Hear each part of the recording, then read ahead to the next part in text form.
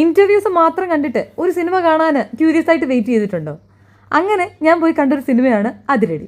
അരുൺ അനിരുദ്ധൻ്റെ ഡയറക്ഷനിൽ ടൊവിനോയും ബേസിലും വിനീത് ശ്രീനിവാസനും റിയ ഷിബു ഒക്കെ അഭിനയിച്ച ഒരു ആക്ഷൻ കോമഡി ഫിലിമാണിത്. ഈ മൂവി പ്രൊഡ്യൂസ് ചെയ്തിരിക്കുന്നത് ബേസിലും ഡോക്ടർ അനന്തുവാണ്. കോമഡിക്കും ആക്ഷനും ഇമ്പോർട്ടൻസ് കൊടുത്തിരിക്കുന്ന ഈ മൂവിയിൽ സാമുൽ ഹെൻറിയാണ് സിനിമാറ്റോഗ്രാഫി ചെയ്തിരിക്കുന്നത്. ട്രെയിലർ കാണുമ്പോൾ തന്നെ മൂവിയുടെ പ്ലോട്ടിനെ കുറിച്ച് ഏതാണ്ടൊരു ക്ലാരിറ്റി നമുക്ക് കിട്ടും. അതിൻ്റെ കൂടെ തിയേറ്ററിൽ പോയിട്ട് സിനിമ നമ്മൾ കാണുമ്പോഴും നമ്മുടെ എക്സ്പെക്റ്റേഷനെ സാറ്റിസ്ഫൈ ചെയ്യാനായിട്ട് ഈ ക്രൂവിന് സാധിച്ചു എന്നതാണ് എനിക്ക് തോന്നിയത്. ഈ മൂവിയിൽ എടുത്തു പറയേണ്ടത് ബേസിൽ ജോസഫിൻ്റെ സാംകുട്ടി എന്ന ക്യാരക്ടർ തന്നെയാണ്.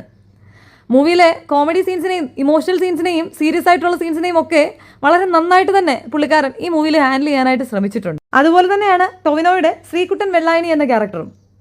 വളരെ നന്നായിട്ട് ടൊവിനോ ആ റോൾ ചെയ്യാൻ ശ്രമിച്ചെങ്കിലും എവിടെയൊക്കെയോ ആ ഓറ മിസ്സാവുന്ന പോലെ എനിക്ക് തോന്നി. കാരണം ശ്രീകുട്ടൻ വെള്ളായണി എന്ന് പറയുന്ന ഒരു പവർഫുൾ ക്യാരക്ടറിനെ ഇടയിൽ എവിടെയൊക്കെയോ മിസ് ചെയ്യുന്ന പോലെ തന്നെ തോന്നി. പക്ഷേ എന്നിരുന്നാലും കോമഡിയും അതുപോലെ തന്നെ ആക്ഷൻസും ആ സീരിയസ് ആയിട്ടുള്ള കുറച്ച് സൈഡ്സും പുള്ളിക്കാരൻ നല്ല രീതിയിൽ തന്നെ ചെയ്യാനായിട്ട് ശ്രമിച്ചിട്ടുണ്ട്. അതുപോലെ തന്നെയാണ് റിയ ഷിബുവിൻ്റെ സ്വാതി കൃഷ്ണ എന്ന ക്യാരക്ടറും. ഓവർ ക്യൂട്ട്നെസ് ഇട്ട് ചളമാക്കും എന്നാണ് സിനിമയുടെ സ്റ്റാർട്ടിങ്ങിൽ ഞാൻ വിചാരിച്ചത്. പക്ഷേ വളരെ നന്നായിട്ട് തന്നെ ആ റോള് റിയ ഷിബുവും ഹാൻഡിൽ ചെയ്തിട്ടുണ്ട്.